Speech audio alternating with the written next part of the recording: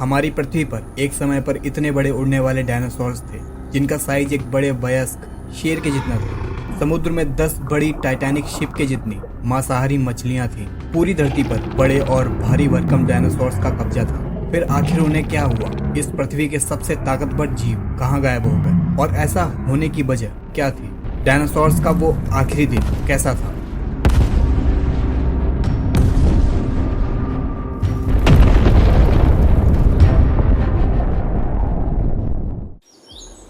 लगभग 145 से 66 million years पहले पूरी पृथ्वी हरे भरे घने जंगलों से घिरी हुई थी। ये पृथ्वी का सबसे अच्छा जियोलॉजिकल पीरियड था जिसमें डायनासोर्स भी अलग अलग फॉर्म्स में इवॉल्व हो रहे थे।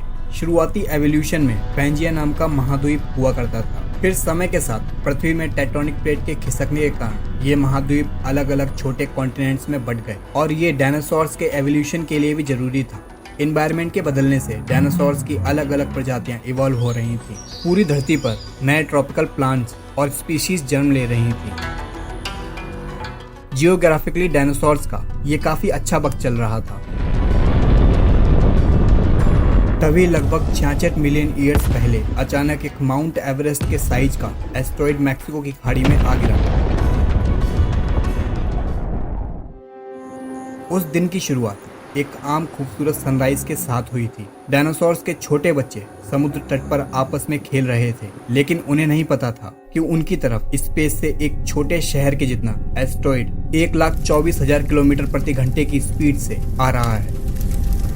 जैसे ही एस्टेरॉयड ने पृथ्वी के एटमॉस्फेयर में एंट्री ली, धरती पर सभी डायनासोर्स पैनिक हो उठे और खुद को छुपाने की कोशिश करने लगे। एस्टेरॉयड एक तेज आवाज के साथ धरती पर आ गिरा, जिसके गिरने से 10 बिलियन एटॉमिक बॉम्ब से भी ज्यादा तेज धमाका हुआ।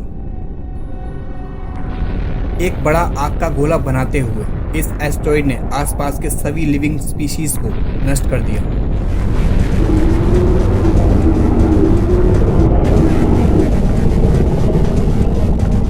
इसके गिरने की वजह से बनी पृथ्वी पर एक बड़ी शॉक वेव ने 1500 किलोमीटर के रेडियस में हर एक डायनासोर को जलाकर राख कर दिया। इतना ही नहीं, टक्कर की वजह से पृथ्वी पर बड़े बड़े भूकंप आने लगे। जंगलों के पेड़ आग से झुलस रहे थे।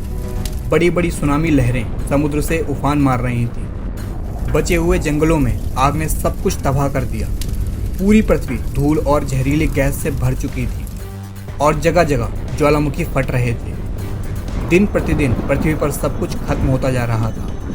उस समय पृथ्वी पर एसिड की बारिश होने लगी थी, जिस वजह से सी लाइफ भी धीरे धीरे खत्म हो रही थी। इस एस्टेरॉयड के गिरने से बस कुछ पल भर में ही पूरी पृथ्वी धूल के बने बादलों से घिर गई थी। इस गड्ढे को देखकर आप अंदाजा लगा सकते हैं कि उस वक्त कैसा मंजर रहा होगा। ये बड़ा गड्ढा उसी एस्टेरॉयड के गिरने की वजह से बना था, जिसे चिक्सुलप क्रेटर कहा जाता है, जो कि मैक्सिको में है। ये गड्ढा 180 किलोमीटर बड़ा और 30 किलोमीटर गहरा है।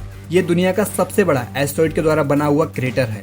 कुछ डायनासोर्स इस महाप्रलय में बच गए थे, लेकिन एनवायरनमेंट में रेडियो एक्टिविटी होने की वजह से वो बीमार हो गए। ऊपर से धूल के बादलों ने पृथ्वी पर आने वाली सूर्य की किरणों को ब्लॉक कर रखा था। ऑक्सीजन की मात्रा दिन प्रतिदिन घटती जा रही थी, जिसमें इन डायनासोर्स का सर्वाइव करना मुश्किल हो गया और वो भी खत्म हो गए।